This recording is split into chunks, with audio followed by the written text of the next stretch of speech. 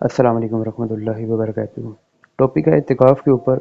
سب سے پہلے ہم اس کو قرآن سے دیکھتے ہیں۔ بسم اللہ الرحمن الرحیم قرآن میں آتا ہے سورہ بقرہ کی آیت نمبر 125 میں کہ اعتکاف کرنے والوں اور رکوع اور سجدہ کرنے والوں کے لیے پاک صاف رکھو، یعنی کہ جو اللہ کا گھر ہے اس کو پاک صاف رکھنا چاہیے، ان کے لیے طواف کرنے والوں کے لیے، اعتکاف کرنے والوں کے لیے۔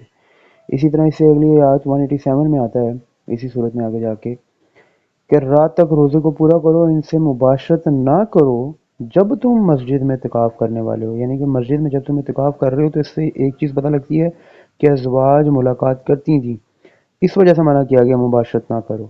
ٹھیک ہے، یہ اللہ تعالیٰ کی حدود ہیں، سو ان کے قریب نہ جاؤ۔ اسی سے ریلیٹڈ ہم آگے جا کے دیکھیں گے حدیثوں میں۔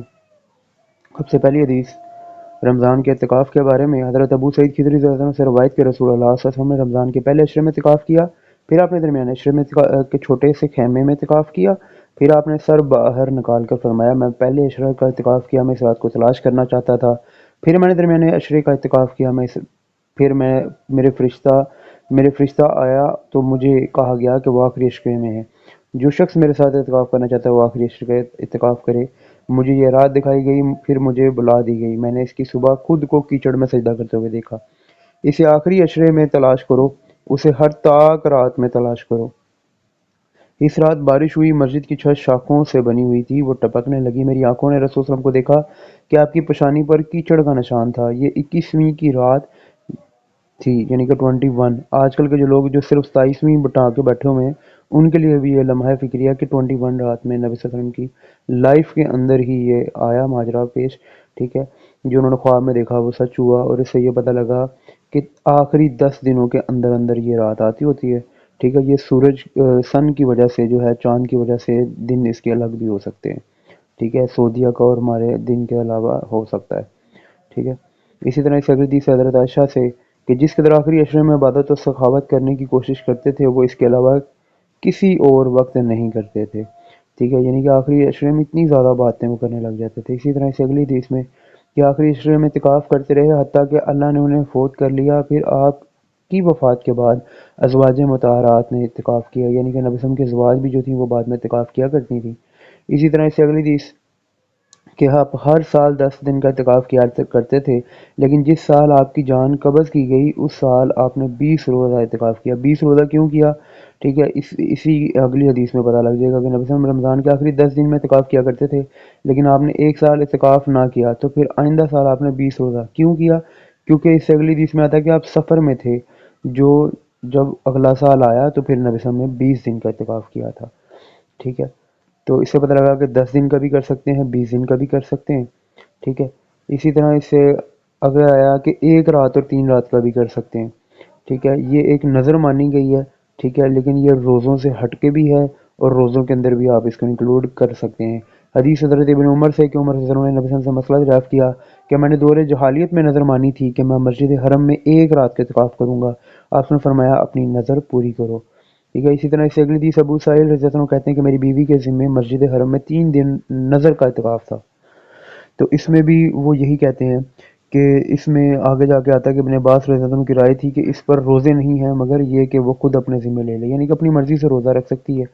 یہ رمضان کے علاوہ ان لوگوں نے رکھا ہے، لیکن نبی صلی اللہ علیہ وسلم کی سنت موقدہ جو ہے سب سے بہترین سنت وہ 10 دن کا اعتکاف ہے، جس کو نبی صلی اللہ علیہ وسلم اور نبی صلی اللہ علیہ وسلم کے ازواج نے 10 دن ہی رکھا، کم نہیں کیا۔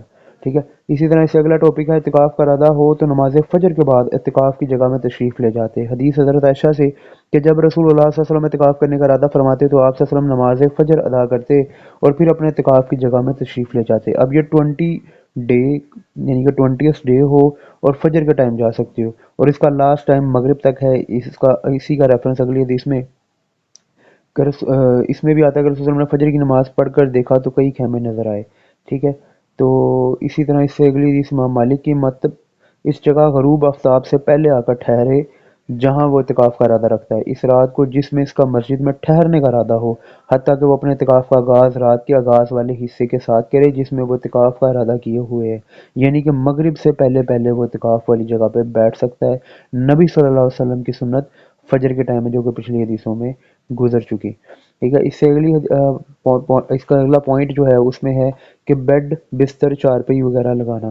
ٹھیک ہے، عبداللہ بن عمر رضی اللہ عنہ نبی صلی اللہ علیہ وسلم سے روایت کرتے ہیں کہ جب آپ اعتکاف فرماتے تو توبہ کے ستون کے پیچھے آپ صلی اللہ علیہ وسلم کے لیے بستر بچھا دیا جاتا یا چارپی لگا دی جاتی۔ اب یہ چارپی آپ ہر جگہ تو نہیں مسجد میں لگا سکتے کیونکہ اماؤنٹ بہت زیادہ ہو جاتی ہے، ٹھیک ہے، لوگوں کی اعتکاف کرنے والوں کی، تو آپ کسی ایسی مسجد میں لگا سکتے ہیں جہاں پہ لوگ کم ہوں، ٹھیک ہے، جو بوڑھے لوگ ہیں وہ لوگ بھی چارپیاں وغیرہ یوز کر سکتے ہیں، ٹھیک ہے۔ یہ صحن وغیرہ بھی اس میں یوز کیا جا سکتا ہے جو مسجد کے ارد گرد صحن ہو، ٹھیک ہے۔ اعتکاف میں خیمہ لگانا، ٹھیک ہے، اس سے اگلی حدیث میں آتا ہے کہ اعتکاف کے لیے خیمے نظر آئے۔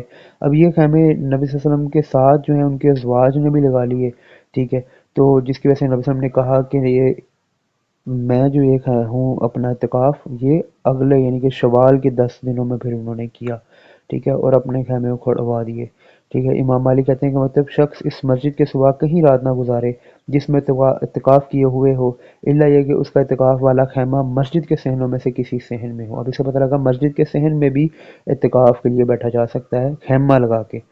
اسی طرح اس اگلی حدیث میں بھی اعتکاف کرنے والا زمین کے کسی بھی حصے میں کوئی خیمہ بنا کر اس میں رات گزارے سوائے مسجد کے یا مسجد کے صحنوں میں سے کسی صحن کے، اور ہماری یہ بات کہ وہ مسجد کے سوا کہیں رات نہیں گزار سکتا اس کی دلیل میں ہے کہ حضرت سیدہ عائشہ رضی اللہ عنہا کا فرمان ہے کہ رسول صلی اللہ علیہ وسلم جب اعتکاف فرماتے تو سوائے حاجت انسانی کے گھر میں داخل نہ ہوتے۔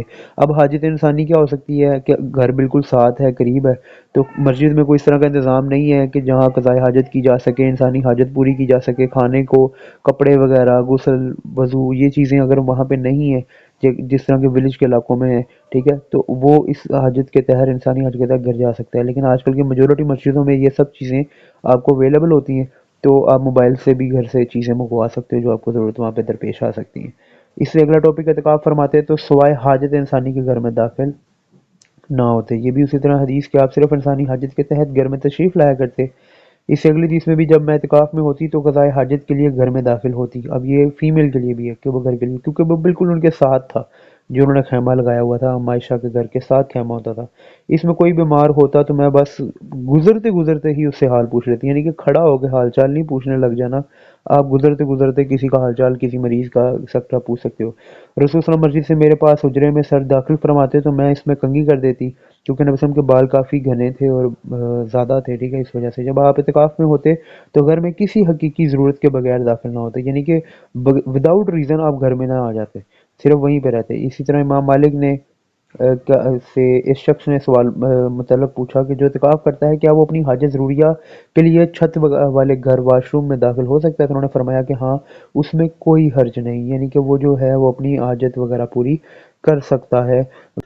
اللہ پاک سے ہم دعا کرتے ہیں اللہ پاک ہمیں ہدایت دے، ہدایت کا ذریعہ بنائے، عمل کرنے کی توفیق دے۔ اللہ پاک سے ہم پناہ مانگتے ہیں تمام برائیوں سے، شیاطین سے، منافقین سے، تمام غرور و تکبر سے اور ایسی تمام چیزوں سے جو ہمیں دوزخ کی طرف لے کے جانے والی ہیں، عذاب کی طرف لے کے جانے والی ہیں۔ اللہ پاک ہمیں اپنی پناہ عطا فرمائے۔ ایسی مزید ویڈیوز حاصل کرنے کے لیے، پیغامات حاصل کرنے کے لیے ہمارا چینل سبسکرائب کریں۔ شکریہ۔ السلام علیکم ورحمۃ اللہ وبرکاتہ۔